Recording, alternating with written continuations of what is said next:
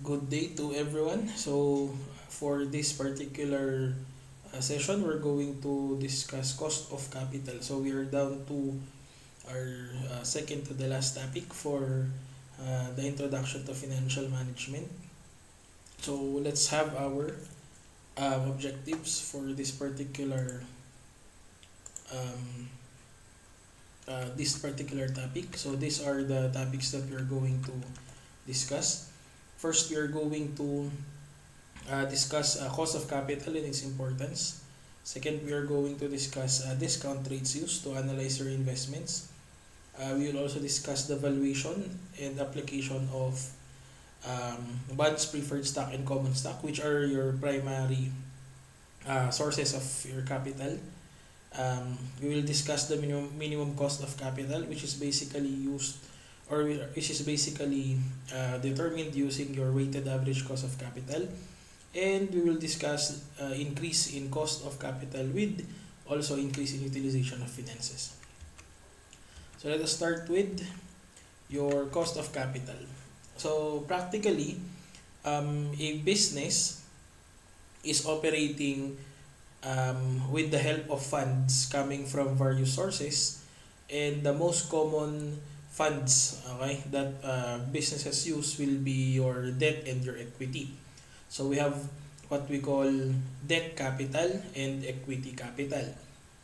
So when you say debt capital, this pertains to funds that are coming from your creditors or those who lend money for the business. Okay? And then when you talk about equity capital, these are funds coming from the investors of the business. So that's basically the capital that we have. So of course, whenever your lenders or your creditors as well as your investors are providing capital, they are expecting a certain amount of return or a certain amount of um, an amount that will be known as their return of investment. Okay, and that is basically the thing that we're trying to compute here, which is the cost of capital or the cost which is going to be paid by the company as a return to the providers of its capital. Okay, which is later on our basis in determining how much we should earn, okay, as a company in order for us to pay the cost of capital and at the same time have a return or have an amount for the business, which is known as your net income. Okay, so for the overall concept, okay, so we should always remember that everything that the company receives should be treated as a form of investment or as something that needs to be paid off later on in whatever form it is. Okay, so just like if a company provides us with money or lend money to the company, then it will be paid in the form of interest. If people invested in the company, then we are going to pay that in the form of profit share or dividends later on. So the overall concept here is that your capital should be treated as an investment, and therefore it should not be judged against the specific means of financing used to implement it. And this will the reason why we need to do this is because we need to make sure that our investment decisions are in line not only with one specific type of capital but with all types of capital that the company has been receiving. So with a low cost debt, okay, we must choose or we must be careful in choosing this particular type of financing, because it may result to increase of the overall risk, and it may make an eventual forms of financing more expensive. So it simply means that we need to choose wisely and determine what type of capital we are going to select for our company, so that we can determine later on properly, okay, how we can strategize our business in such a way that we are going to pay the cost of capital and also earn profit. So this is Baker Company is a theoretical company that is used in the textbook. But basically, let us just assume that we will use the data of Baker Company. And Baker Company has three sources. We have debt, preferred stock, and common stock or common equity. And the details of our discussion here will revolve around discussing the cost of debt, cost of preferred stock, and cost of common equity, also known as retained earnings, because basically retained earnings will belong to your common equity or your common stock. And eventually, we're going to discuss the weighted average cost of capital. So this is just an introduction, but it already gives you an overview of what is considered as the cost of your particular capital structure. So in the case of Baker Corporation, which is the theoretical company that we are going to discuss in this slide, we talk about debt having a 7.05% after-tax cost, meaning this is the after-tax interest rate for the debt, multiplied by weight, meaning there is this debt is providing 30% of the total financing of the company, which gives us a weighted cost of 2.12%. Preferred stock has a 10.94% cost after-tax cost, which means that we are paying dividends in a percentage of 10.94 multiplied by 10% because preferred stock only composes of 10% of the total financing of the company, which provides us 1.09. And then finally, your common equity or your retained earnings has an expected cost of 12% multiplied by 60%. So this is the highest provider of capital in our case, and it gives us 7.20%. If you get the total, that's actually 10.41%, which is known as your weighted average cost of capital or your WACC. Okay?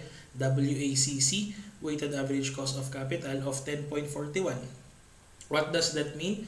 It means that in every project that we are going to do, we need to make sure that we are earning at least 10.41% on all our projects after considering all costs, because that is basically the minimum return that we need to earn in order for us to pay off the cost of our capital.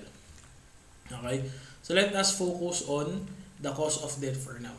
Okay? So the cost of debt is measured by interest rate or yield paid to your bondholders, because usually debt is in the form of bonds. Okay?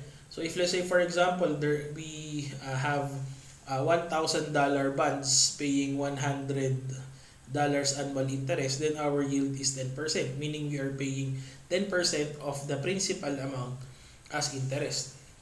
However, that is just the basics, because the calculation is actually more complex as compared to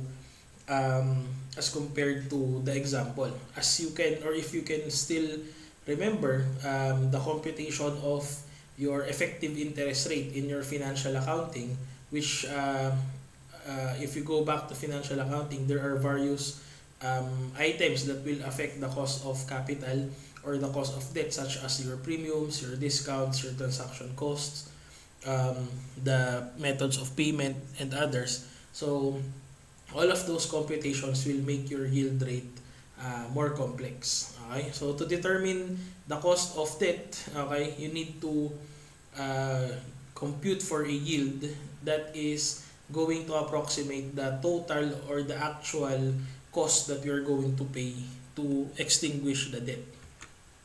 Okay, so the formula or the standard approximation formula that we are going to use, and this is effective for all types of debt, okay, will be this particular computation.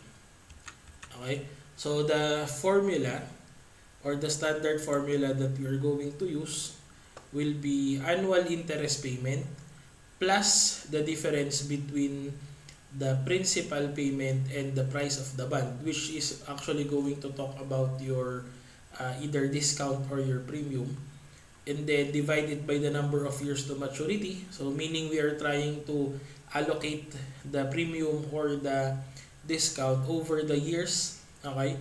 And then the amount that you're going to get here will be divided by 60% multiplied by the price of the bond plus 40% multiplied by the principal payment. Okay? So meaning this is just an approximation of the total principal or the estimated present value of the bond that we issued. And so in this case, let's have an example. Assuming you are paying 101.50 as the annual interest, and there is a difference. Okay, the price of or the principal payment or the total face amount of the bond is 1,000,000, but the price of the bond is only 940. Then it means that there is a discount of $60 divided by 20.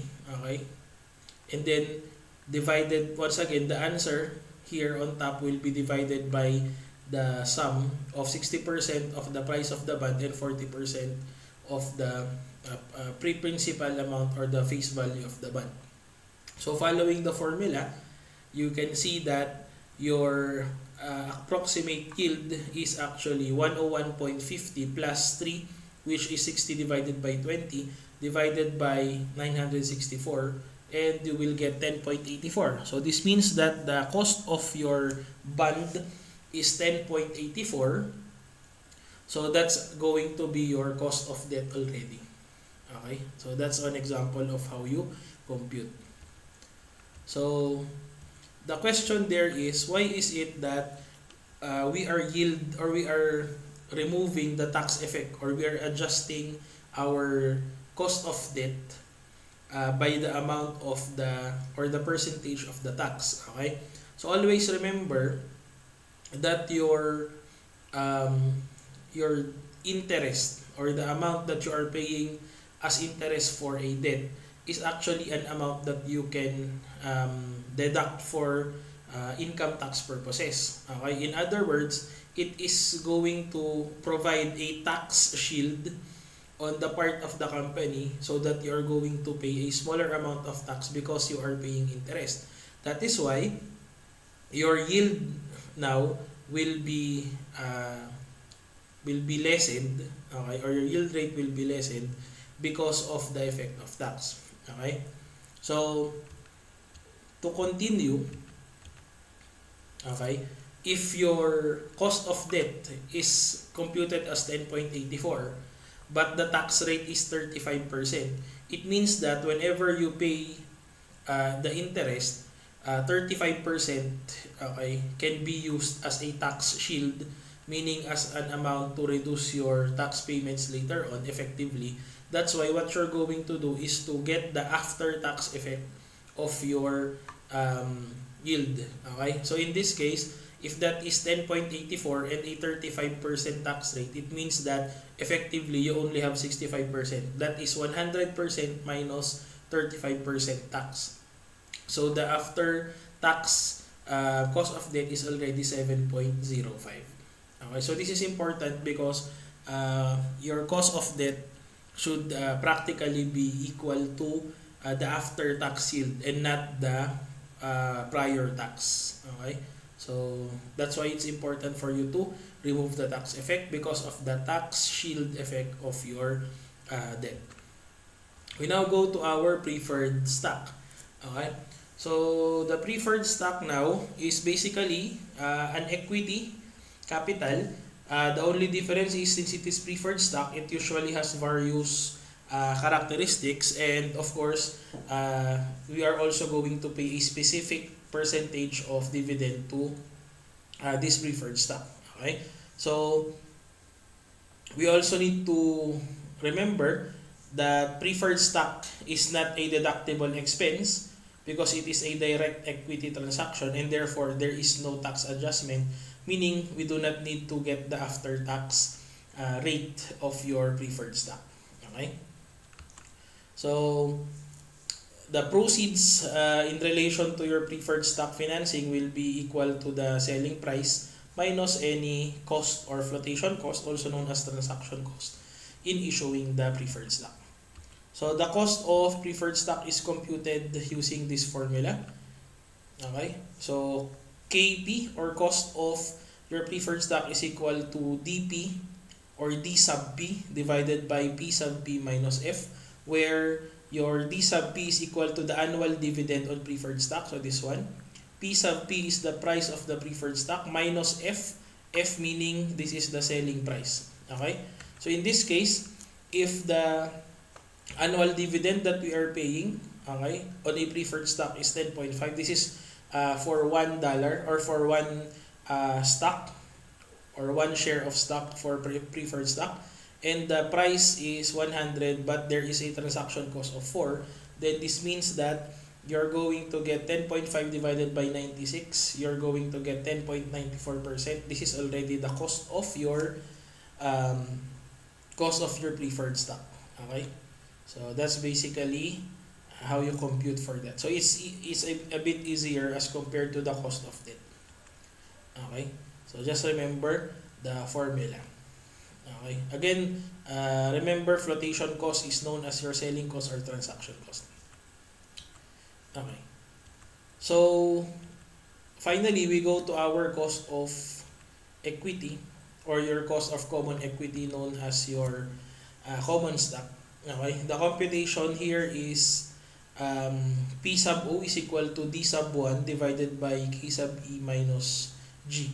Okay, so to determine the items under that, let us get the legend. P sub O is equal to the price of the stock today. Okay, and then D sub 1 is equal to the dividend at the end of the year. Okay, K sub E is equal to the required rate of return, and G is equal to the constant growth rate in dividends. Okay, so assuming this is a formula, okay, so take note because this is not the formula for the cost of common equity. This is the formula for the dividend valuation model in order for us to determine what is the expected price of a stock. Okay, so that's the concept here. So if what we are looking for is K sub E or the cost of equity, then we're going to derive the formula. Then it's going to be K sub E is equal to D sub 1 divided by P sub O plus G. Or in other words, you're going to get the dividend, okay, at the end of the year divided by the price of the stock today plus the growth rate. Okay, so assuming we are given the information wherein your dividend at the end of the year is $2 and the price of your stock today is 40 plus you're expecting a 7% growth rate, then if you get the formula, this is going to be 5% plus 7%, then you're expecting a 12% cost of equity. In other words, what we're simply trying to do here is to determine how much is the amount of dividend in form of or in a percentage form we are going to pay to our common equity.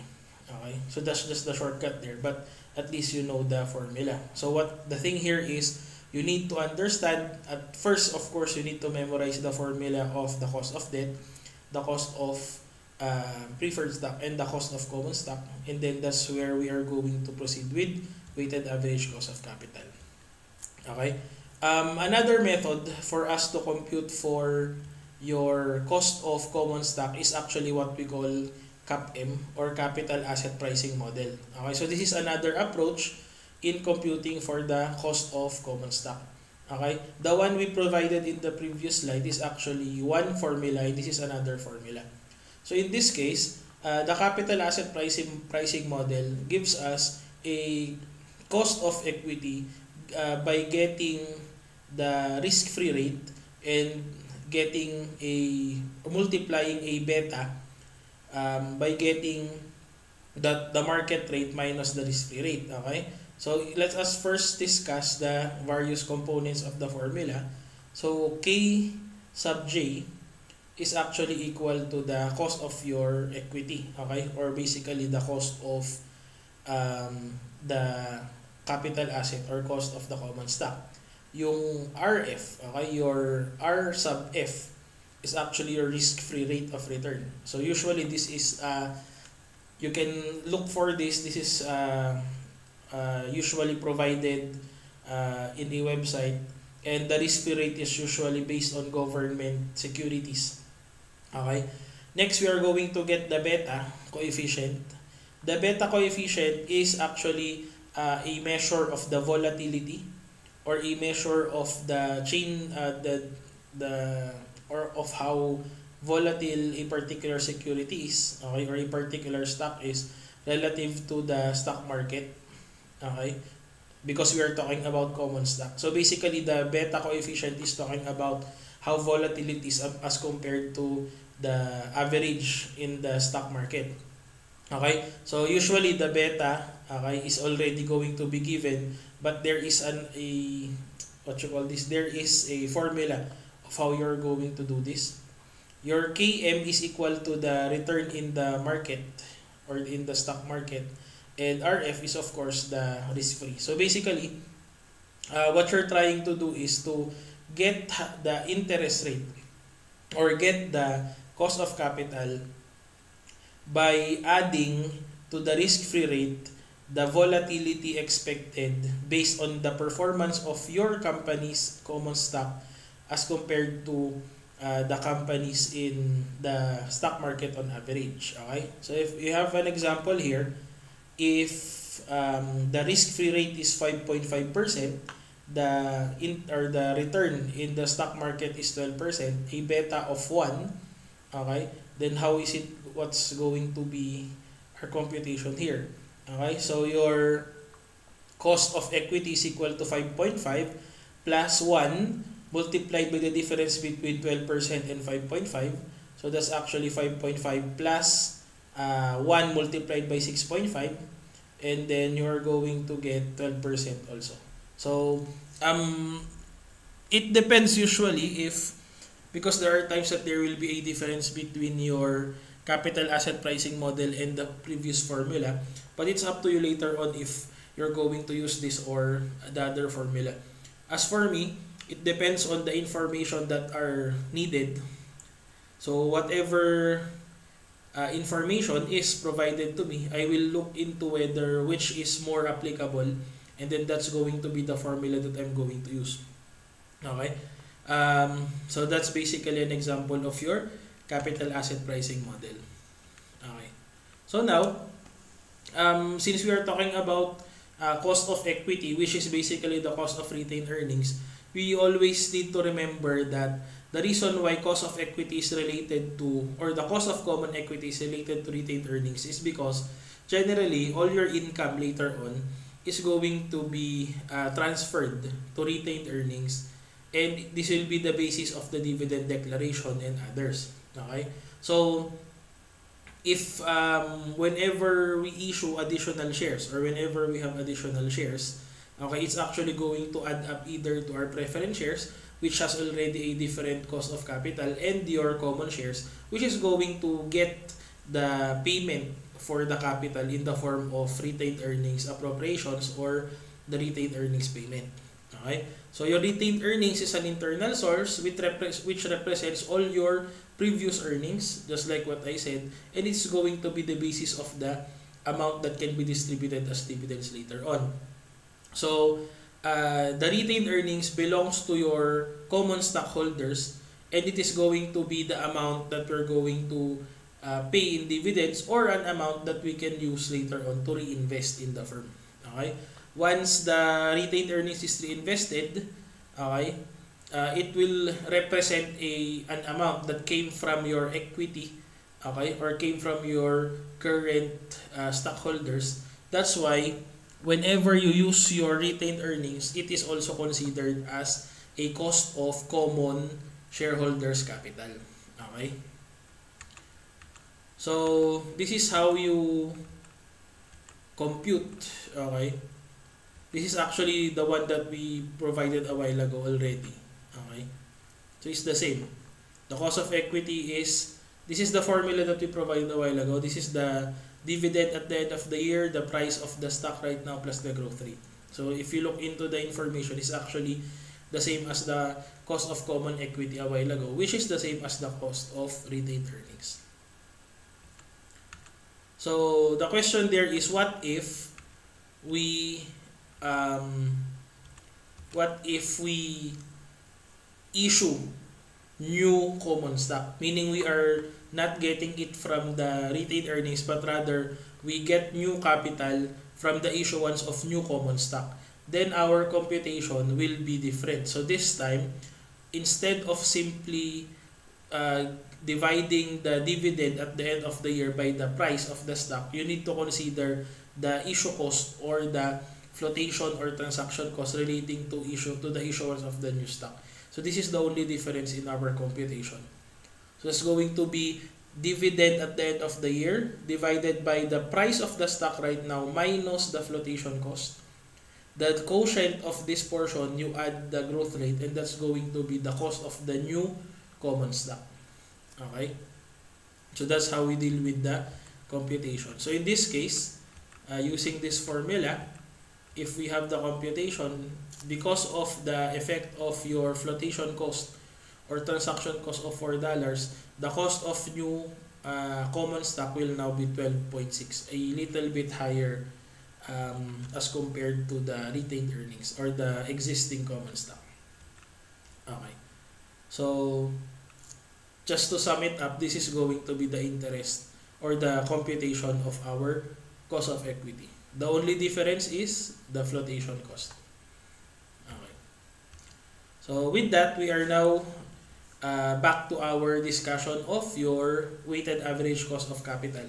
As discussed a while ago, we remember that there is a weighted amount or a certain percentage of financing that we get from debt, from preferred stock, and from common stock. That's why we need to compute the weighted average cost of capital after determining the weight or the percentage that they are financing in our business. Okay, because that's the optimal mix or the optimal capital mix that we can use in determining our cost of capital. Okay? So generally, same with our example a while ago, we always need to determine two things. First is the cost of capital, which we already compute based on the formulas that we had a while ago.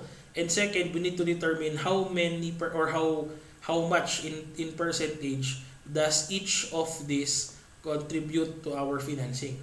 So this can change. The cost of debt can be 40%, 50%, depending on its percentage as compared to the other sources. Okay?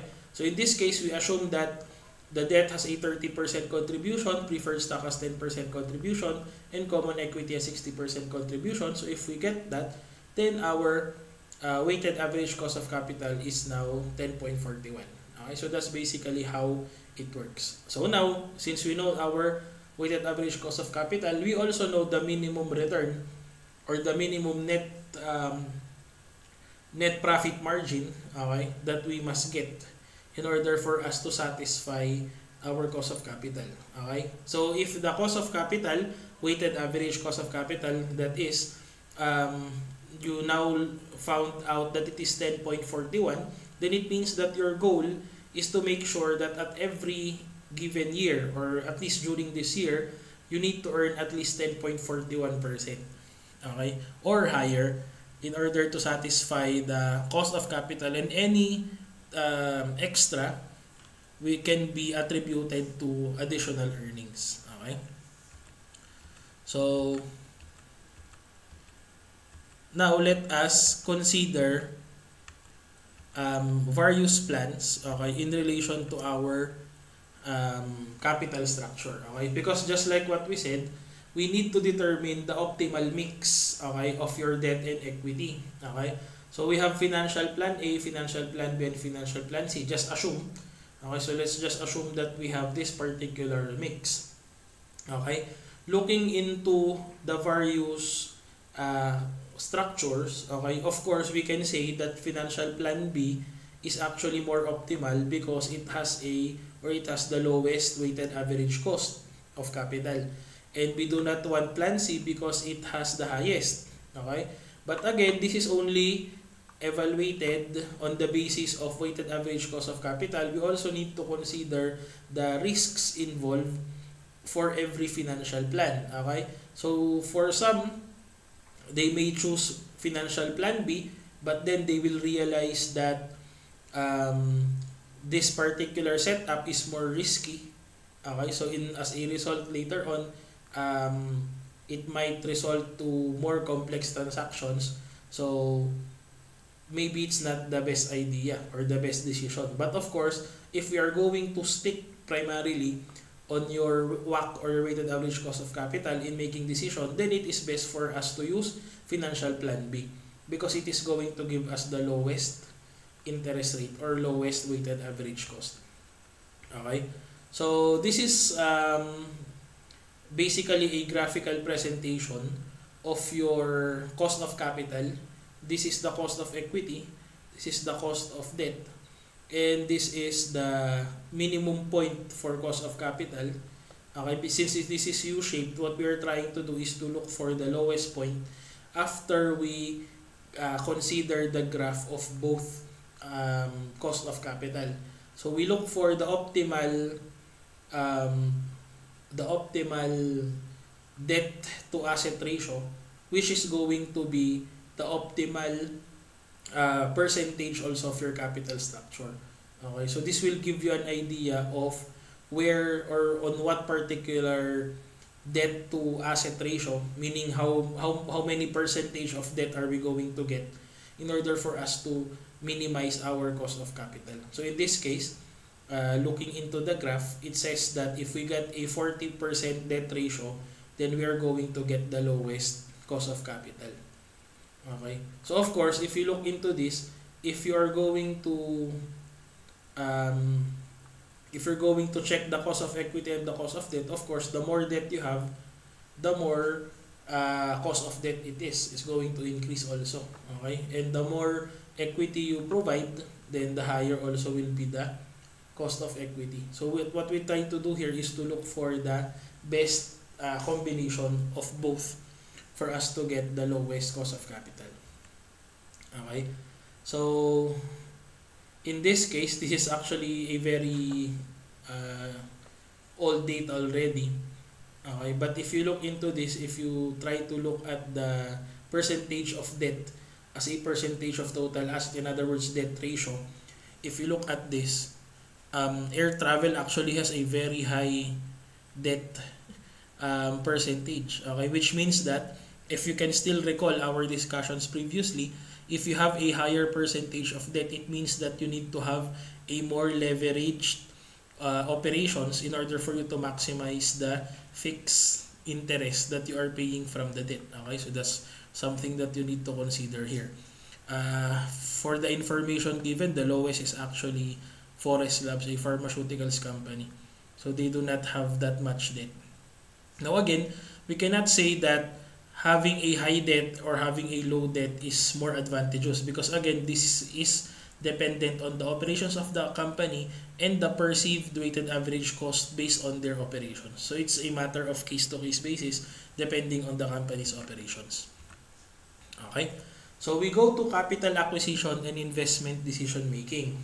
Okay, so we have another topic regarding this. Okay, but basically what we're trying to discuss here is that your projects later on or your capital acquisitions later on, including your investment decisions, will be dependent on the capital structure that you wish to impose or that you wish to apply. And something that you need to consider always is what is going to be the effect of this investment or capital acquisitions in the achievement of the returns that we wish to have in order for us to satisfy the cost of capital. So in your investment decisions, you need to always remember that there needs to be a balance between your debt and your equity. Okay, and any distortion in your debt and your equity ratio is actually going to result also in the distortion of your weighted average cost of capital, and eventually is going to result in problems, okay, because of the different or the change in your cost of capital as compared to what is expected.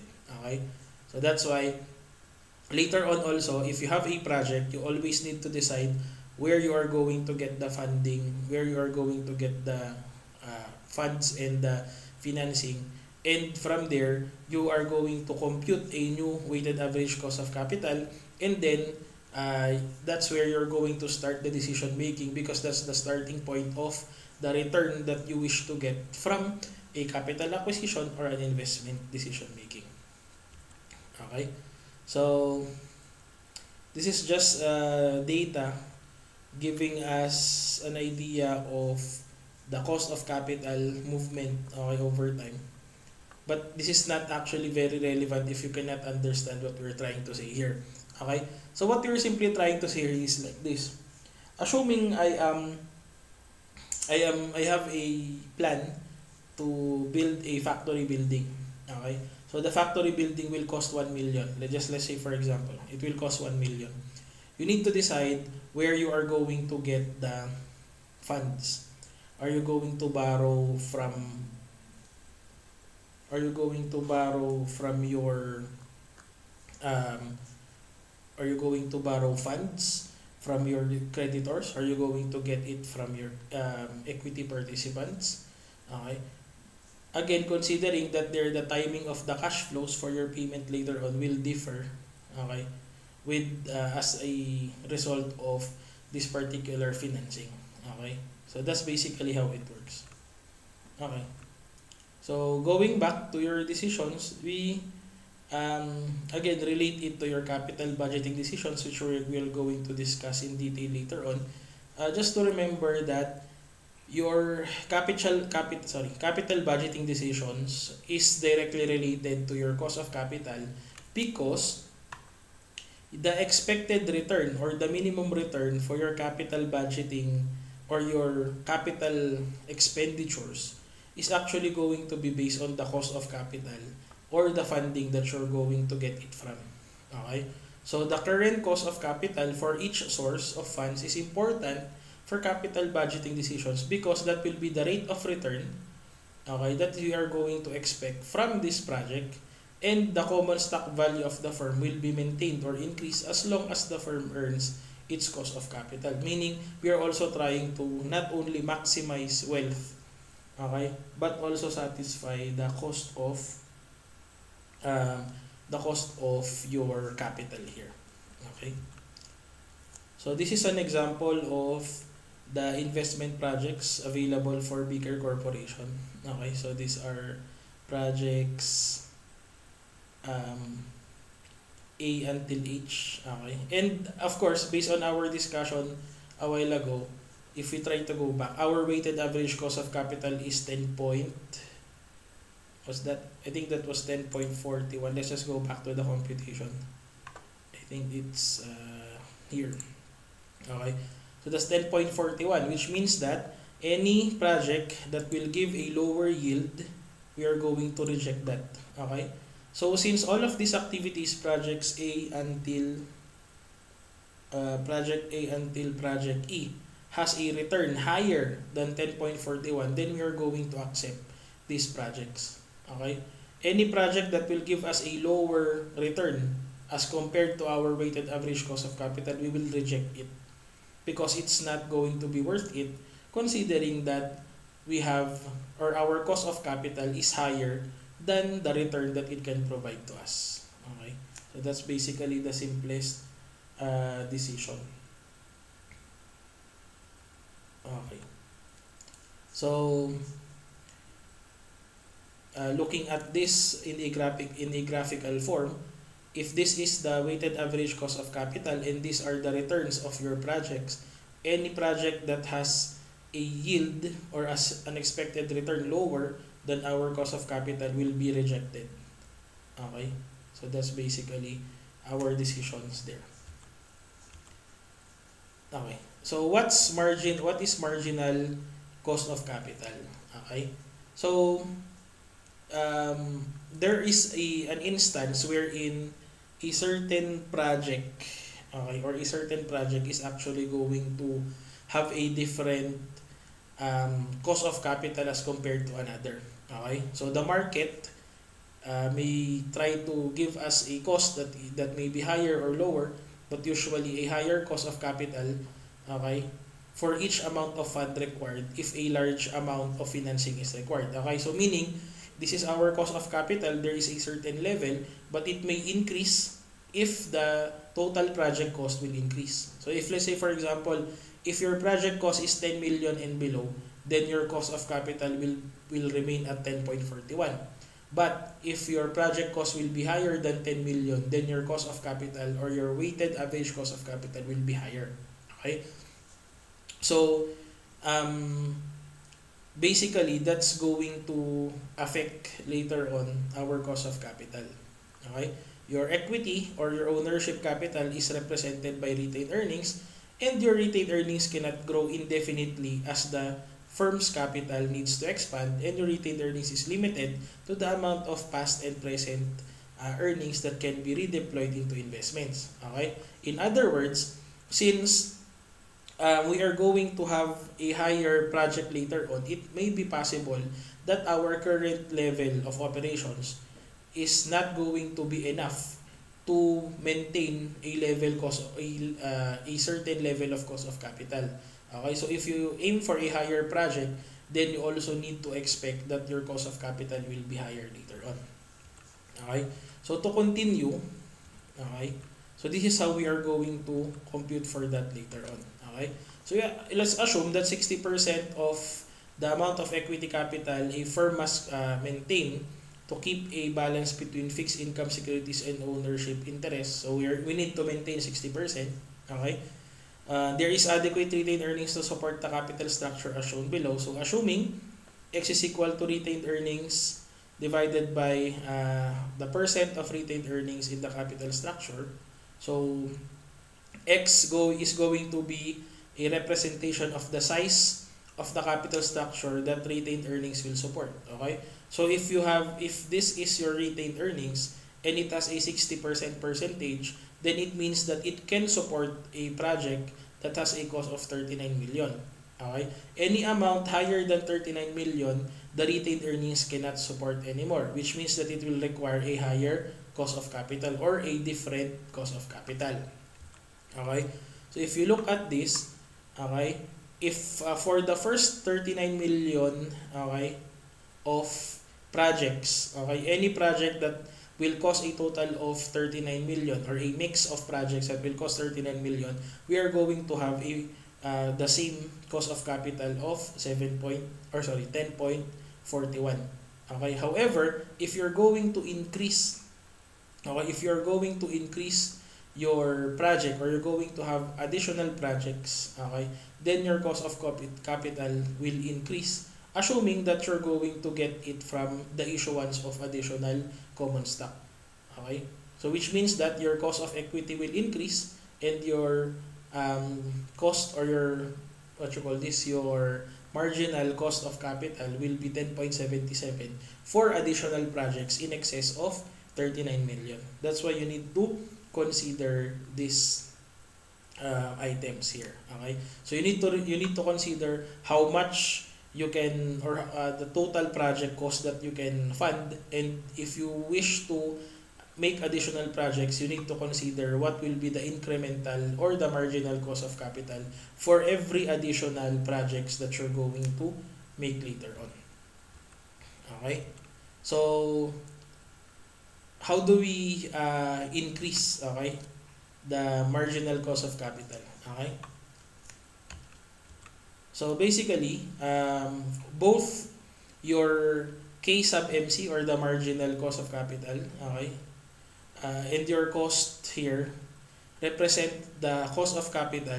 Okay, the MC subscript after K indicates that the increase of cost of capital. That's why we call it marginal cost of capital. Okay, it will increase because basically your need of additional funds will result to issuance of additional shares, and whenever you issue additional shares, it will cost a flotation cost or a transaction cost, which will result to a lower proceed, giving us a higher cost of capital, therefore giving us a higher weighted average cost of capital in total.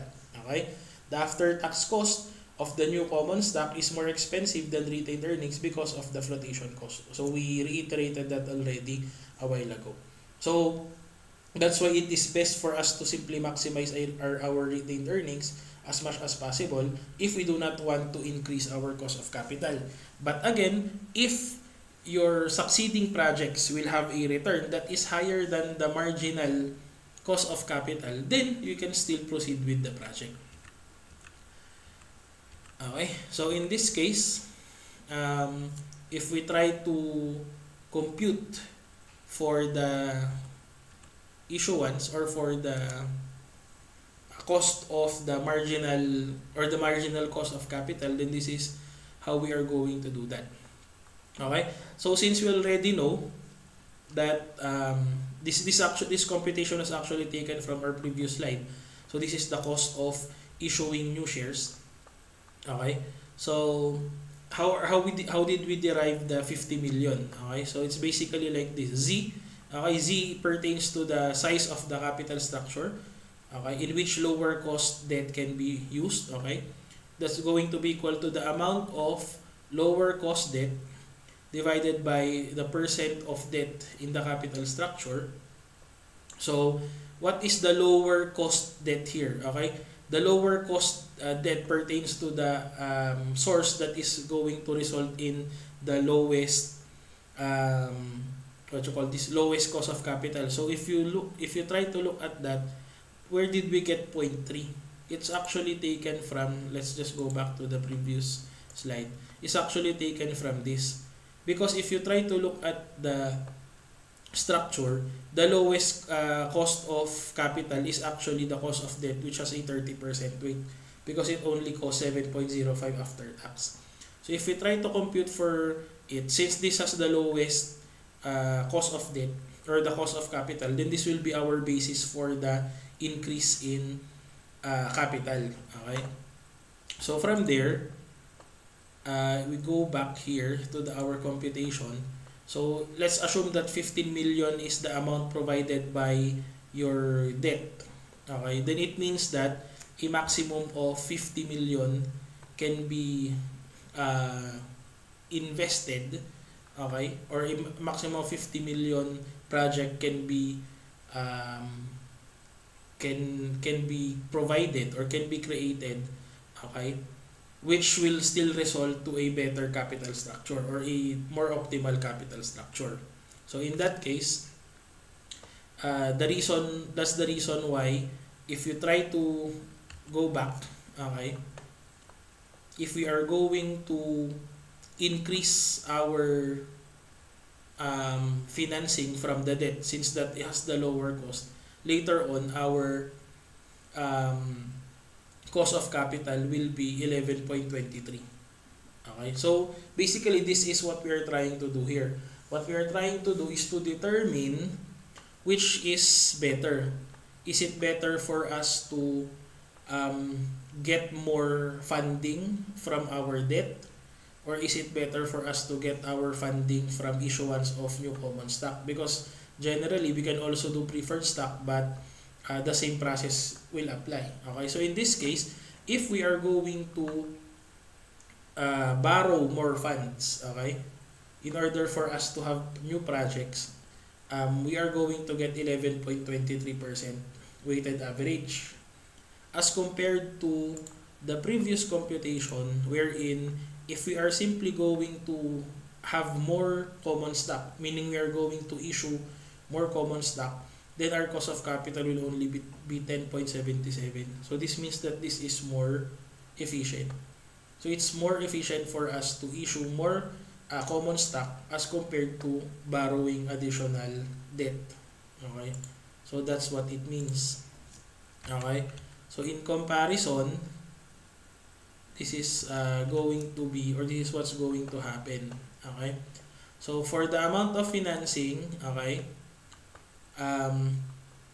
for projects between 0 to 39 million, their marginal cost of capital is 10.41. This is the original. Okay, if you're going to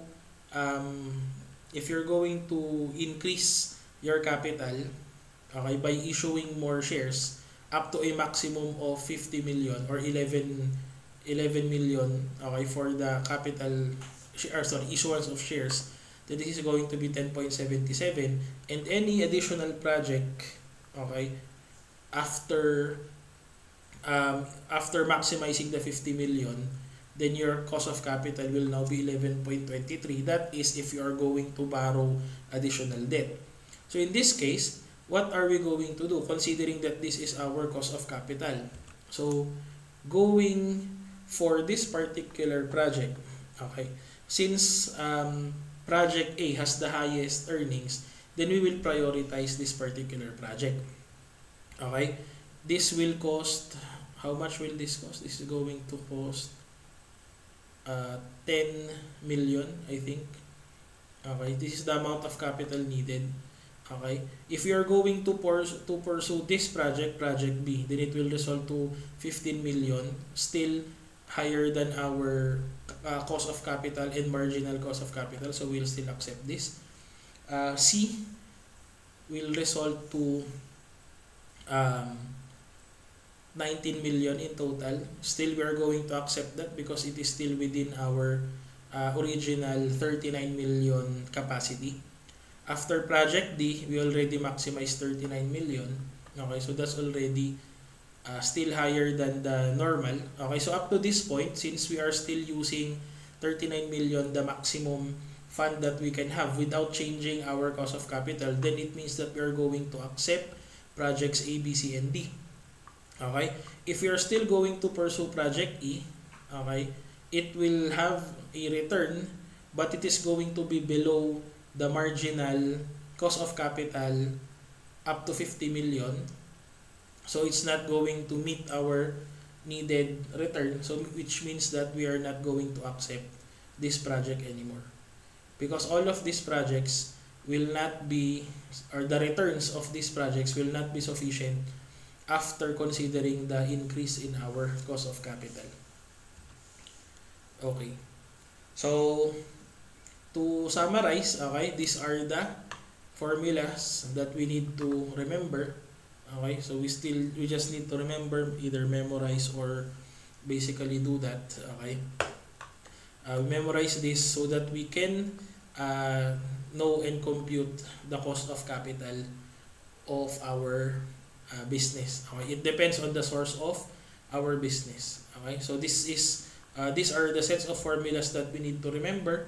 Okay, in fact, initially you need to memorize these items because your examinations later on we may not be open notes. Okay, sorry. So this is just a comparison between one company with the market standards or with the market returns. Okay, so assuming that the market performance is 12.4% and the mean return of your company is higher than the market rate, then it means that it is better. Okay, so this is just a statistics of comparing the market performance with your company performance, which will then be your basis again of your evaluation of whether your project is actually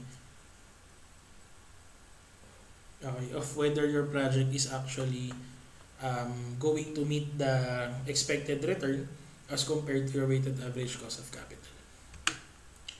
Okay, so this is a complex computation already of the determination of your cost of capital. This uses regressions. Okay, and we are not going to do this because we discussed a while ago that there is a basis of your computation of your beta. Okay, so your beta is actually computed in order for you to determine your capital asset pricing model. So there is a regression formula, okay, for you to determine this. Okay, but of course this is already a complicated topic. Okay, this will be discussed further in your managerial accounting or management accounting. Okay, but if you would wish to compute for your for your beta, okay, then you can use linear regression. Okay, but I do not suggest that you do this. Okay, actually there is an online software or an online application that can do this for you. You simply input the data from one company to another, okay, to the system, and then they will compute the beta of your of those companies, okay. But then it is only limited to listed companies, okay. So this is just an example of your computation of the risk-free rate and the premium related to your rate of return depending on the risks or the volatility involved in your company or your operations. This is still based on the capital asset pricing model formula. Okay, so this is a table that shows us the result whenever there is an increase in the required rate of return, okay, which will also result in the change in your interest rates. Okay, similarly, this is the security line or security market line and the changing investors' expectation. So basically, this is also going to give us an idea that depending on what the market or what the investors expect, there is also going to be a change in the graph or in the expected return that the investors will accept from the operations. So that's the end of our discussion. What you simply need to remember here will be the formulas relating to the cost of capital and also the connection between the increase in your capital requirement, okay, in order for you to compute the marginal cost of capital, okay. So that's the end of our discussion. Thank you.